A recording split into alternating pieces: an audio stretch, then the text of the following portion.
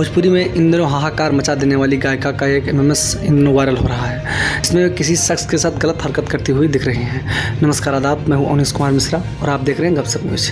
शिल्पी राज आज किसी पहचान की मोहताज नहीं है। इन दिनों शिल्पी राज का एक एमएमएस वीडियो वायरल हो रहा है बहुत धड़ल्ले से, जिसमें किसी लड़के के साथ संबंध बनाते हुए दिख रही हैं। जैसा कि आप लोगों को पता ही होगा कि अभी कुछ दिनों पहले ही तिरसा कर मधु का वीडियो वायरल हुआ था। शिल्पी राज का यह वीडियो 5 मिनट का है, जो कि काफ़ी वेबसाइटों पर वायरल हो रहा है। अब आपके अंदर भी इसे देखने की उत्सुकता हो रही होगी। हमारे पास ये वीडियो हमने देखा है और इसे हम उपलब्ध नहीं करा सकते आप लोगों को, क्योंकि किसी की इज्जत की बात है। लेकिन हो सकता है आपके पास किसी व्हाट्सएप ग्रुप में या फिर टेलीग्राम के ग्रुप में आपके पास आया हो, आपने देखा हो, तो आप अपने तक ही रखिए। अभी ये पता नहीं लग सका है कि ये वीडियो में शिल्पी राज ही हैं कि कोई दूसरा हो सकता है, कि उनका कोई हमशक्ल हो। धन्यवाद।